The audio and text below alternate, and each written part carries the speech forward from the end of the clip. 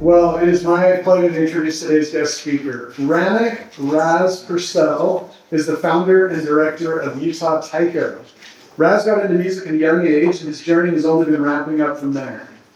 From music teacher at Crespi Carmelite High School to starting his own taiko studio in Germany, Razz is now bringing his experience and skill to all of Utah. He received his Associates in Music Performance from Pasadena City College, his Bachelor in Music in Cal State Northridge, and Master's in Music Education from Loyola Marymount University in Los Angeles, California. Since returning to the U.S., he's opened the doors to a new taiko dojo in September 2024 right here in the heart of Sanpete County. So if any of you are interested in this, I'm sure he's going to share more about the opportunities to get more involved with Utah Taiko. Taiko has had the joy of sharing taiko through public and private workshops, local performances, and community events like the Scandinavian Festival, and they've been steadily expanding their reach with outdoor socials, school collaborations, and the growing success of the Utah Taiko experience. What began as a quiet return home has blossomed into an exciting new chapter of rhythm, connection, and creative growth. So please welcome Razz Purcell.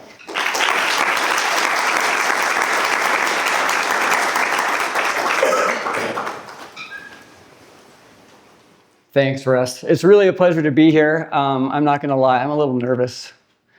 I don't really do presentations very much. We do, but it's usually with taiko, so which is going to be really helpful because we're going to actually present some taiko for you. So if you don't know anything about taiko, taiko is an ancient Japanese traditional performing art medium. It's actually kind of a combination between drumming and dance and meditation and martial arts. There's a whole bunch of different things that go on with taiko.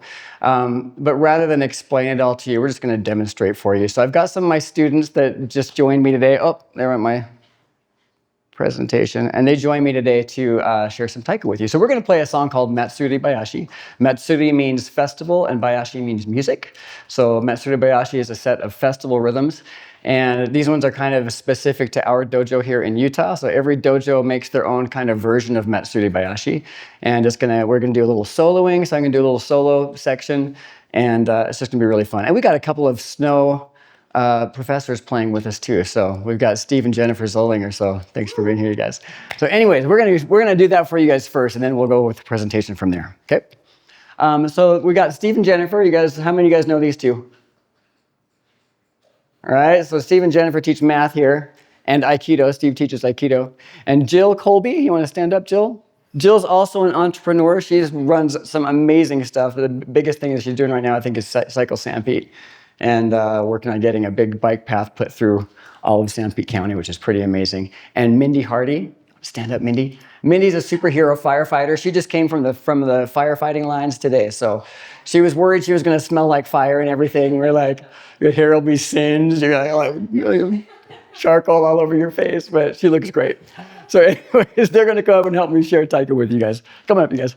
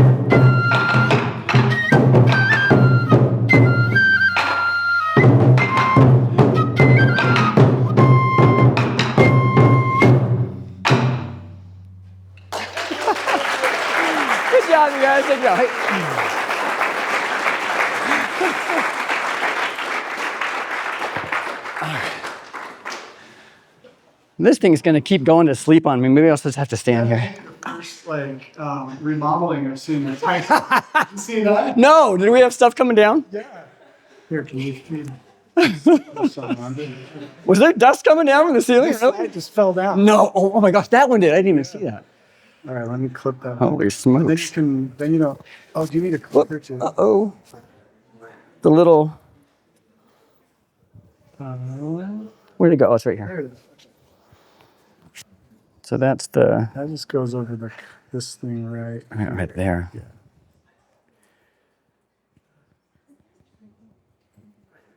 There we go. I think that's working. Yeah. So you got it? Okay. Yeah. I've got it. All right. You've got a USB if you don't need No, it. this is fine. I won't need it. It should be fine. Well, if you All right. want that one, you don't need that one. Yeah, maybe. I'll probably be moving around, but I'm just worried this is going to go to sleep and then we won't have it. So anyway, that's a little bit of taiko for you guys. My name's Razz, and I'm really excited to be here. When Russ asked me to share my entrepreneur's journey with everybody, I thought, well, why? I don't feel like I'm anywhere close to the end of my path, and I just see so many more things like going on in the future that I'm trying to get my head around a lot of times. So my journey's been very different from, I think, most people's journeys. I've been, across Europe for the last 13 years, just moved back here last year. But I've learned a lot of things in my journey that I thought would be fun to share. And I think if you're thinking about being an entrepreneur, I think there's a lot of things that I probably learned the hard way I thought I should probably share these ideas. So rather than do a chronology for the whole presentation today, I thought I'd just share some points with you guys that I've learned on my journey, and hopefully they'll help you. And maybe hopefully be a little bit of inspiration for you as well. So anyways, this is some pictures of me playing taiko. That's been my main jam for like the last 21 years. I've been playing taiko. But I had a lot of other things that happened before that. So here's some of the logos from different projects I've done. But here's the quick chronology for where I've been. I started out with piano when I was 4, and when I was a teenager, I decided I wanted to be a rock star. So luckily, I had parents that were really supportive of me chasing my dreams. And so when they saw that I wanted to be a musician, they're like, okay, let's help them do this. So I came to Snow, actually, because I was born in Manti. I came to Snow for about 6 months, and then I decided I needed to do the rock band full time. So I dropped out, and I moved to Salt Lake, and I started my band up there. And we put some songs on X96, and we kind of overnight became like successes, I guess. So they picked us up on primetime, and within like a month, we were like the #1 band on the radio for like 3 months.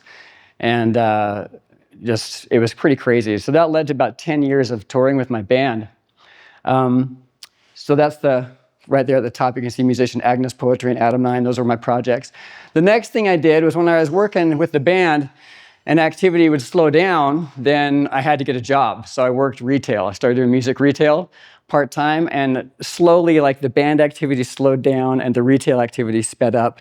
And before I knew it, I found myself in retail management, and I had like 8 years of retail under my belt. And I didn't like it. It was like really, really bad. So anyway, but I spent about 8 years doing retail management for Hot Topic, Vans, and The Gap. And that's what ended up taking me to Los Angeles. So I was over there for a long time too. In LA, I did my bachelor's degree and my master's degrees. And my bachelor's was in music performance. I was actually an opera singer, so I studied vocal performance. So I studied classical voice and opera, and did a lot of musical theater. And that's where I found taiko. We'll get to that later. So then from LA, I moved to Germany and taught at the International School of Ulm over there. In LA, I was also teaching high school music and taiko. But I went to Germany, opened my own dojo, Taiko Zentrum Deutschland, in 2015, and did that for a long time. Well, there I went to sleep again. And then the whole time I was in Germany, I kept dreaming about how I was going to get back to St. Pete. And so finally, the opportunity presented itself, and I came back last year, and it's been really exciting to get back. So anyway, and now I've been doing the Utah Taiko experience for 3 years, and opened my dojo here in St. Pete last year. And we've got about 30 students now, which is fantastic. And It's the most awesome community ever. We have the coolest people. It's so much fun. So it's been a real blast to do that. Uh-oh, my picture has disappeared. Let's go back. Okay, there was a really cool picture for this one, but maybe it's not loading because the internet or something. But anyways, like I said, my parents taught me about pursuing a purpose over money. And a lot of my presentation today is going to be about this purpose. So if you're thinking about being an entrepreneur, the first thing I'd recommend is you find a purpose. Find something that's beyond you. Find something that means something to you and that hopefully is going to mean something to other people too. I'm going to go to the next slide so we can get that glare off. For me, my first purpose was music, and I chose my band. So I dropped out of school, did my band thing. And that was a big choice that I had to make, but it was, for me, it was kind of something that I felt like I had to do.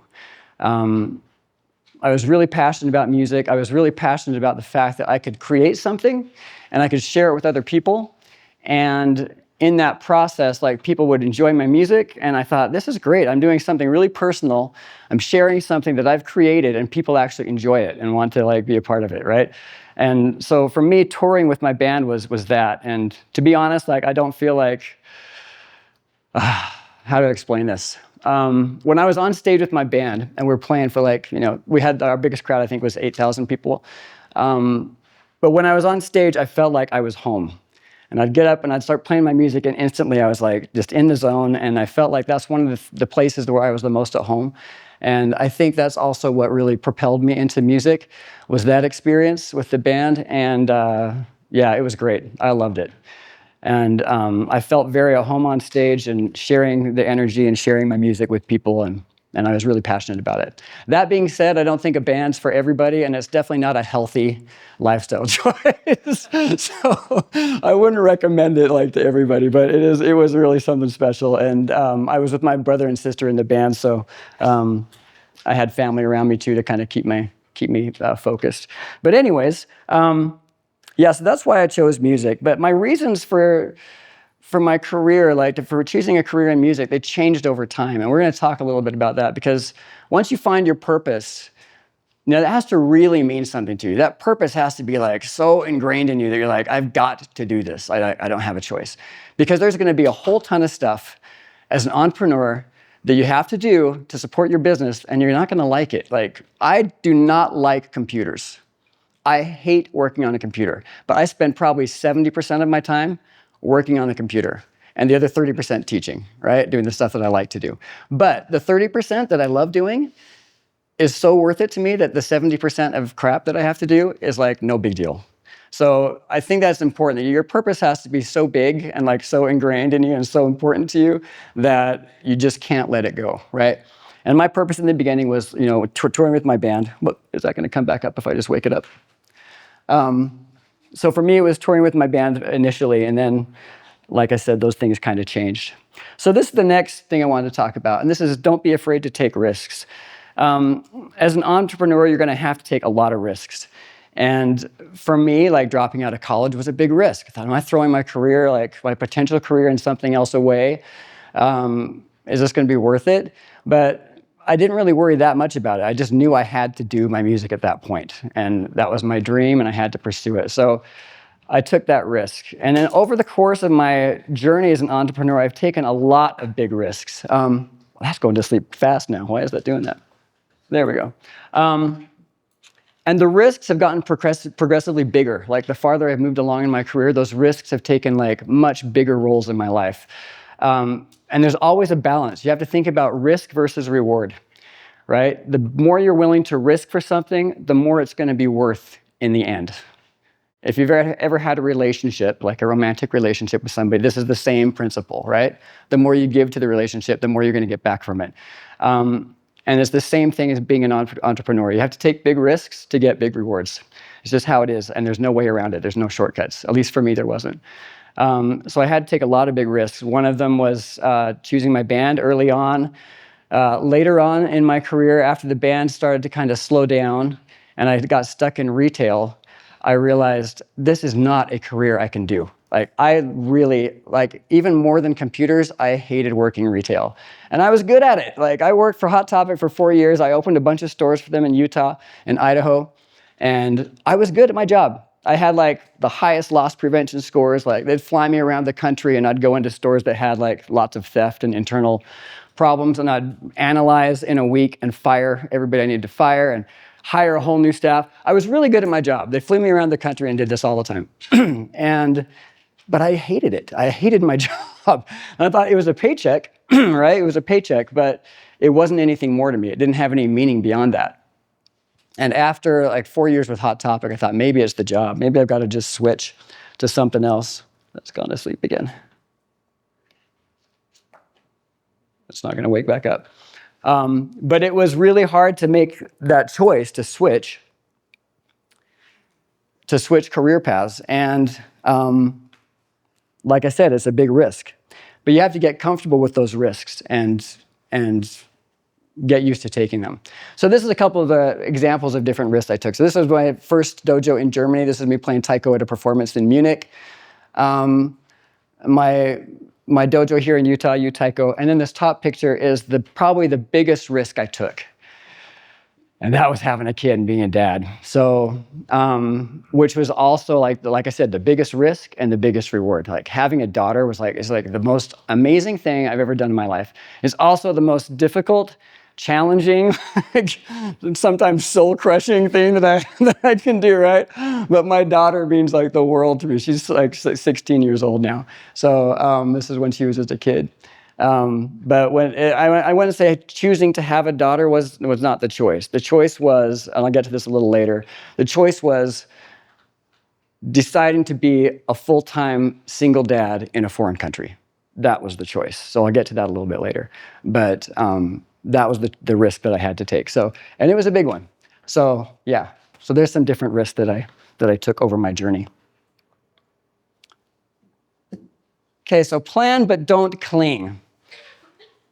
As entrepreneurs, sometimes we have this plan. I'm going to be start my own clothing line, or I'm going to, be a successful touring musician, like I thought, or whatever the case may be. Whatever your plan is as an entrepreneur, plans change, and you can make the best plan and have it all laid out, like step for step for step, and something is going to happen, and it's going to completely throw it off the rails and change.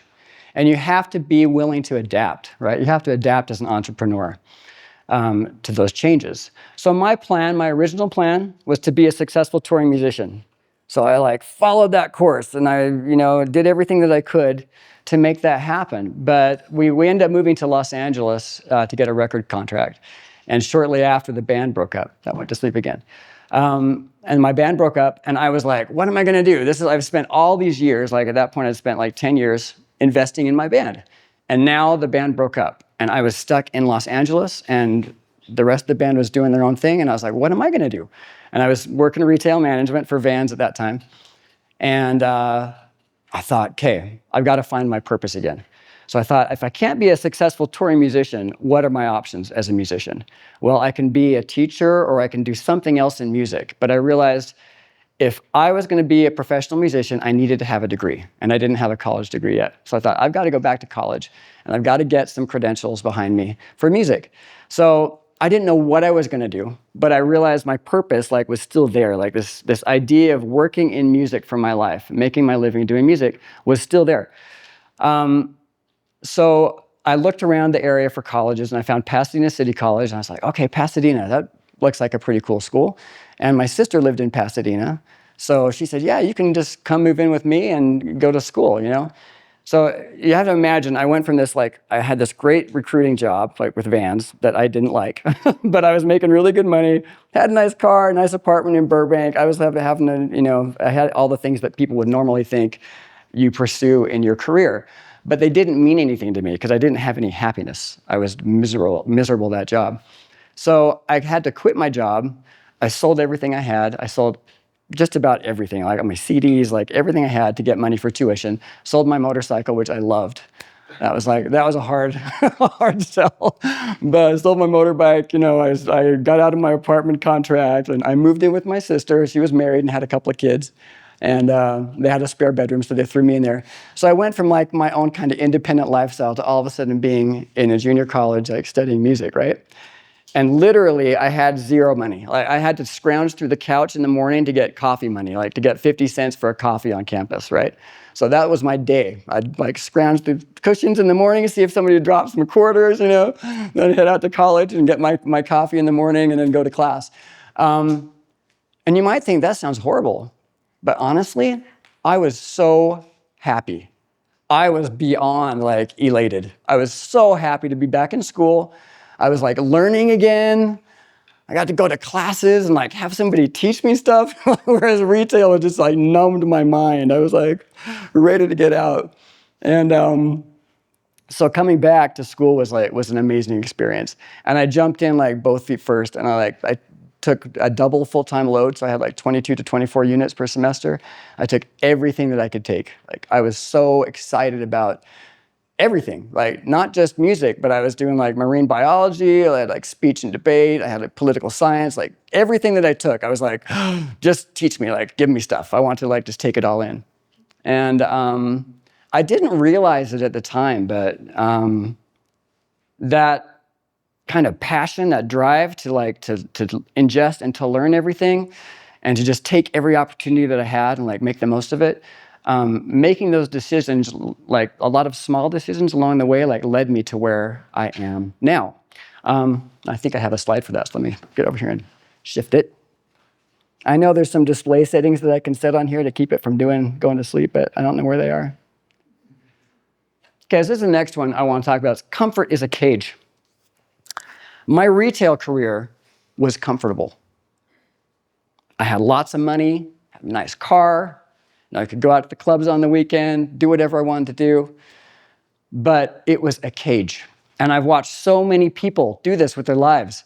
They get a job, it pays them a lot, then they go out and get a big house, they get an expensive car, they get like lots of possessions, and then they're trapped in this cage, and they can't get out of it. They have to keep doing that job because that's what supports the lifestyle, right? And they're not willing to give up the lifestyle. So you sacrifice your happiness for a lifestyle. And for me, that wasn't an option. I knew I could not do that. Like, I'm gonna be absolutely miserable. So for me, I found that comfort, that retail comfort, was just a big cage trying to imprison me, and I needed to get out of it. So if you're thinking about being an entrepreneur, this is like a big one too. Like, don't get comfortable. Like, be willing to take those risks and take change, right? So stability, it's a trap for me. As soon as I feel things start getting stable and settling down, I'm like, okay, what do I need to do now? I need to wake this up. I need to make it exciting again. Like, I need to do something, right? Change is uncomfortable but vital. You gotta keep changing things up. Again, back to the analogy of romantic relationships, right? If you're in a romantic relationship, you're married to somebody for like 20 years or whatever, you gotta keep changing things up. You gotta make it exciting and like fun. Don't look at me an example. I've been divorced for quite a while, so but I know people that have successful marriages. I might not be one of them, but I know people that do. And I know you have to keep changing things up, right? Keep things exciting, keep things new and fresh. And for me as an entrepreneur, that's what I've had to do like my whole career. When I moved to Germany and I started there teaching in a high school, was the first job I had. And then I started my own dojo, but like a few years later. And when things with the dojo started to settle down and like get comfortable, I was like, what do I do now? What do I need? I need to do something new. And I started this event called Taiko Palooza that pulled in like Taiko players from all over the world, like from all the way from like LA to Japan. Like we pulled people in to this little tiny town where I lived in Germany, and we put on this big Taiko event. And for me, that was the next level, like excitement. I got to do something new. And when I started thinking about moving back to the States, I thought, what am I going to do there, you know?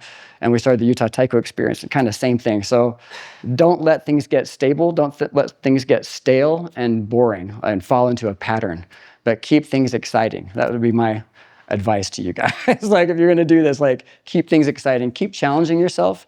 Another thing I love about Utah is that we have so many like places to go hiking and biking and exploring and stuff. And I'm a big extreme sports fan. So I like using sports as a way to challenge myself. And I use, for example, say hiking, right? I just went to Colorado a couple of weeks ago, did this hike called Ice Lake, and it's like 13,500 feet up, and you have to like a 3,000 foot elevation gain in like 2 miles. It was a crazy hike. And it was a big challenge for me, but I did that, and I realized I can do that. That means I can probably do something else that I'm afraid of doing. So I like to find ways to challenge myself and keep myself like always on that edge, and push myself to find new, potentials that might be lying dormant or something. So I think it's really important to challenge yourself and take those risks and just go for it. So another thing I love Utah for is that I have all these opportunities to do that all the time. I think it's fantastic for that. So I'd encourage you to not get comfortable, but keep taking challenges, keep pushing yourself past what you think you're capable of. Okay. I'm going to push through these slides now. So here's a couple more pictures. This one on the top here is my nephews who I was living with when I went to college. This is just after I quit my job and went back to school. Down here, I got asked to coach beach volleyball. So I coached beach volleyball for a while down in LA too. I had a coach that was like an amazing Olympic athlete, and she was a hero of mine. And this is my first taiko group at Crespi Carmelite High School in Los Angeles. And then this is me and my kid again. So, yeah. So I talked about this a little bit earlier, but life is built one small choice at a time. And I know it's going to go to sleep, but that's okay. My life has really amounted to a whole bunch of tiny choices. And when I talked about having that purpose, finding your purpose and pursuing that purpose, if you keep that purpose at the forefront of everything you're doing as an entrepreneur, all the little choices that you have to make along the way, they kind of fall into line, and you almost don't have to make them because it's just part of who you are. You'll make that choice automatically. If you're an honest person, you're not going to steal from somebody. That choice has already been made for you, right? That's what I'm talking about. So there's a whole bunch of small little choices that you'll make along the way that you don't even realize you're making, and you don't even realize how vital they are. But they'll add up to big, huge choices later on. So, for example, when I decided that career in music was what I wanted to do, and I quit my job and I went back to school, and I got so passionate about music and everything I was learning and studying, and that passion for what I was doing, for learning, made a bunch of smaller choices for me. I ended up in all these ensembles that I didn't need to be taking, but I was really excited about music, so I did them. And for example, I met this girl named Amy at one of my choir classes. And Amy was a professional opera singer. She was really, really great. She used to sing at Dorothy Chandler and stuff. And in LA, a lot of musicians have church gigs. They call them church gigs, where you work for a church. I know in Utah, that's like unheard of. What? You have a job working for a church? That's crazy, right? Who gets paid to work for a church, right? But in LA, they do. So all the musicians have these church gigs where they go and sing at mass or sing at church services every weekend. They get paid really good money. So Amy had this great church gig, and she said, hey, we're looking for a singer. Why don't you come audition? It's like, okay. So I went and auditioned. Again, as an opportunity that presented itself because I was just really passionate about like taking in everything I could. So I got this gig working for St. Euphrasia Parish in Granada Hills as a cantor and a composer. And I did that for about 7 years, but I didn't know it. But some of these substitute priests that came in to teach Mass sometimes were directors for Crespi Carmelite High School in Encino. I didn't know that, but I would end up working with these guys for like 7 years. And they kept asking me all the time, like, when are you going to graduate? Like, when are you finished with your degree? I was like, a couple more years. Well, okay. And they kept asking all the time, when are you done again? So as soon as I graduated, they came to me and said, look, we direct Crespi Carmelite High School. Why don't you come work for us? And I was like, wow, okay. So straight out of college, like I had a job, right? And I went to Crespi, and at the time, like at college, when I was just finishing my degree is when I found taiko. So again, another small decision. This is a really funny one, actually.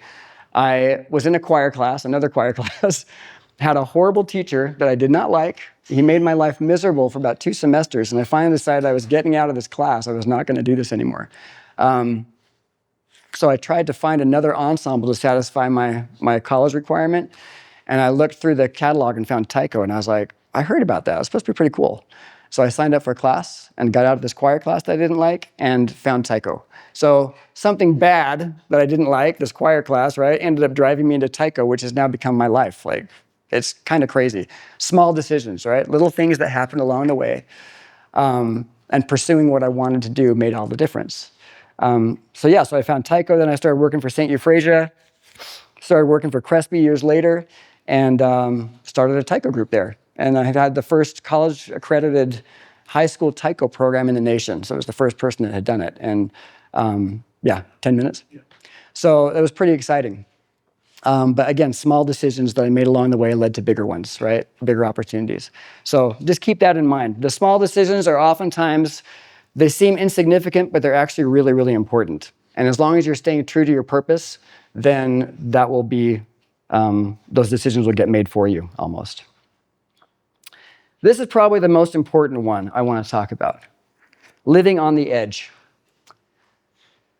The edge is so scary. Like jumping off the edge, right, of whatever we're doing in life is such a scary experience. And you get to the edge and you look over and you go, oh my gosh, how am I going to do this? Okay, so long story short, I taught for 4 years in LA and I moved to Germany. I was married. My ex-wife was German. And we had a baby together in LA, and she didn't like America. She wanted to move to Germany. So we packed up and we moved to Germany. About 3 weeks into my stay in Germany, my wife told me she wanted a divorce. So I didn't know, but apparently it wasn't America that she didn't like, it was me. So we got to Germany, and I was looking at, like, how do I stay? Like, I've only been here for 3 weeks. So by 6 months, the divorce had been finalized, and we were separate. We were divorced. And I didn't know the language. I was told that I was going to have all this support there because she'd inherited about €250,000 and it was supposed to be like supporting me for a few years to get settled and everything. And that was all out the window. So I found myself in a foreign country, no language ability, no knowing anything about the system, like for taxes or anything else, how anything worked. I didn't even have a house to live in, and I had to start from literally ground zero. I had nothing. The only thing I had is a set of taiko drums that I bought. So I started teaching at the Montessori school and like gradually built myself up and got into international school eventually, and things got better. But that was the edge. It's hard to talk about. So I had to take a leap of faith and figure out, how do you do this? How do you go from like the worst nightmare you can imagine? That was my life. How do you go from that and like build up something meaningful? And I didn't do it all at once. I had to just take one step at a time. But I got to tell you, I was petrified. I was absolutely terrified. How am I going to have a life? And again, my purpose of being a musician, that was out the window. It was survival. I was like, how do I survive? How am I going to get food on the table? How am I going to get my daughter for custody so I can see her and be a part of her life and raise her? A lot of people told me to give up and go home. But when I had my kid, I was like, no way. I can't do that. So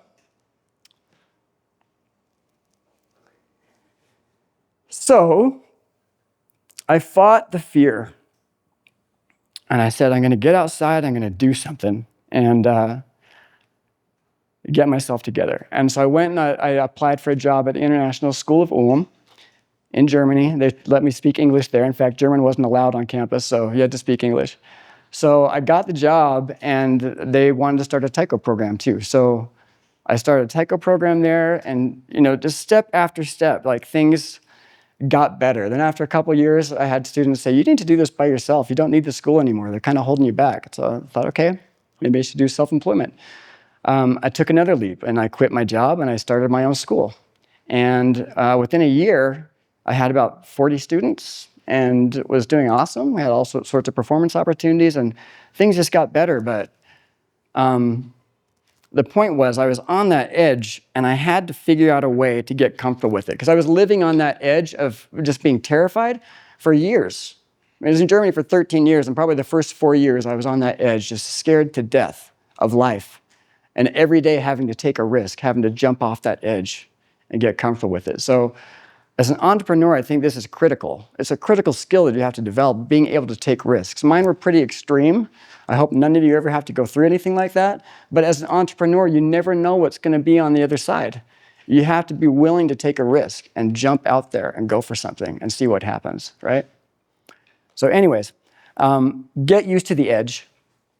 Get used to living there, because once you do, it actually gets quite comfortable and it's pretty exciting. And I've found that that's where everything important happens, is when you step over the edge and start to experience life past the edge, okay? So these are some different things I've done that help me live on the edge. Playing with fire, right? I did a lot of taiko shows with fire. I learned how to do fire staff, which was really, really fun, and poi with taiko, so we did a lot of shows with that. It was really exciting. I do snow kiting here in Utah. It always helps me stay on the edge, like feel like I'm, at risk, but it's super exciting. Free diving was another thing I got into over in Europe, a lot of diving in Sicily. And then this last picture over here was the hike I was talking about up in Colorado I did a couple of weeks ago. So find ways to just stay on the edge to keep life exciting, right? This is one of the last ones I want to talk about, is let your purpose grow and evolve. So my purpose changed over the course of my career a lot. It started out as being this touring musician, and then it shifted to, I don't know what. I'm just going to go to college and study music and figure out from there what's going to happen, right? And that was my purpose for a while. And then it was being a taiko teacher, at Crespi Carmelite. And then it was moving to Germany, and my whole purpose shifted, and it was like my daughter. She was like front and center. It was like everything is going to be about her. My purpose is now being a dad and being a successful father. And so all of my choices were around that. As that purpose has changed a little bit since I moved to Utah. My daughter's now 16, so when teenagers, how teenagers are, they get more independent. And I realized my daughter doesn't need me as much, right? I thought all my taiko activity I did in Germany, all of that was to support being a dad. Like I needed to do that, so I had to work to be there for her, right? And now I've realized, okay, she doesn't need me as much. And when I got here to Utah, and she's got a boyfriend and she's busy with her life. So that purpose has slowly changed. And it was really hard for me. Like when she was like 14, I was dying. I'm like, my little girl's gone. Like she doesn't want to hang out with me anymore. I'm not cool enough anymore. And it was really tough. But I realized, hey, taiko for me is, now my taiko, I can actually invest more time in taiko. And I realized it's been so good for my health. Like playing taiko has been so good for my health. It's got so many mental benefits. I realized like playing taiko in Germany was probably what pulled me through so many bouts of depression and like difficult times. I'd go play taiko and I always felt better afterwards, right? And I realized it's got so many health benefits. And I also realized, hey, as my daughter took less of a prominent role in my life, I didn't need to be there all the time for her. I realized I love sharing taiko with people. And I had all these awesome students, right? Mindy and Jill were like some of my first students here. And they're such great people. And I was like, I love sharing this with them. And I love sharing the fact that it's so healthy with people and doing something for people. So my purpose kind of evolved now. And it's more about like community building, bringing people together to experience something together that's powerful, that's got lots of health benefits, and that's doing something positive for the world. So while I'm still like really focused on being a really effective father, I had to find another reason to keep doing what I was doing. And I realized my role in taiko, although I love just the discipline and the art form, I also love mostly like bringing people together and having them experience something positive together.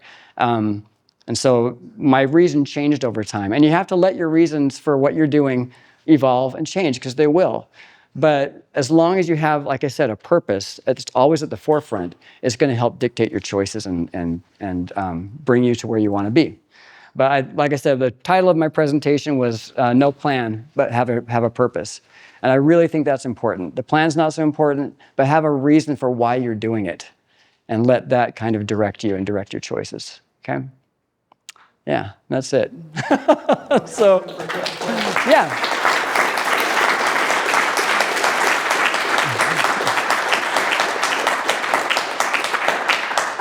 So we have a couple of minutes for questions. Does anybody have any questions?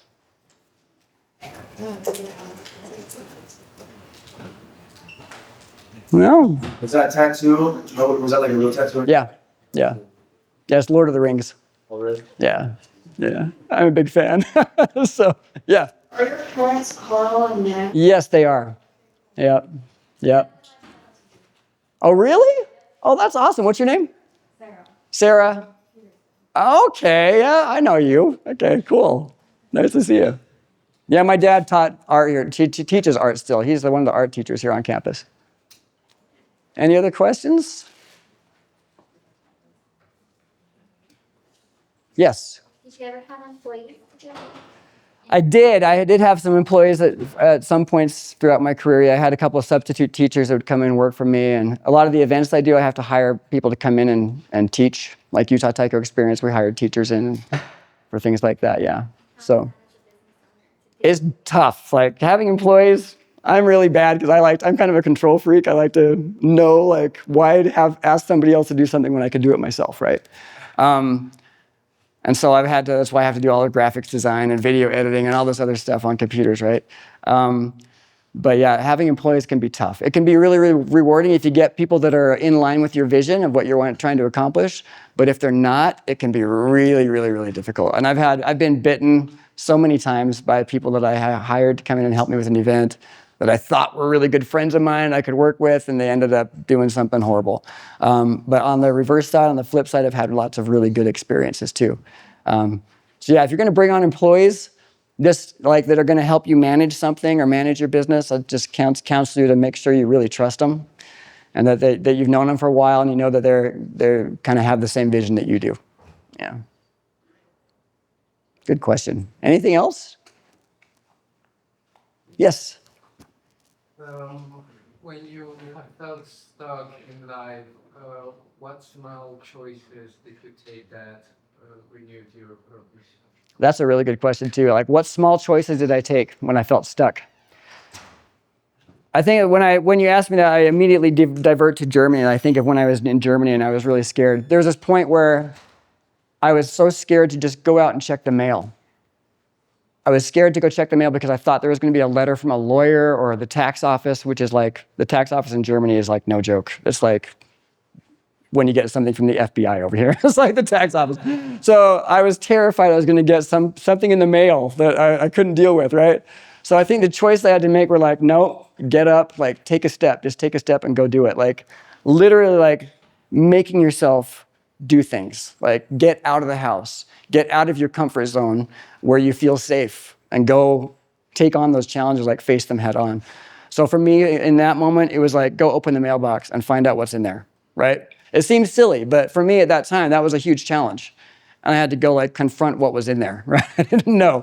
And then throughout, my journey, like things got better and I didn't have to be afraid of that. But you have to confront all those little fears. Every time you have a fear, you have to confront it and meet it head on and then move past it. And then you realize, oh, I didn't need to be scared of that. And then you go on to the next one. I'm terrified, like, what do I do about this? And you go, well, I'm just gonna do something. And you just do it. And you get past it and you realize, oh, that wasn't so bad, right? And it gets easier and easier, to do. I think that's our Is that it? All right. Thank you guys so much for having me. I hope you enjoyed it. Thank you very much. Thanks, Russ. Thanks for having me.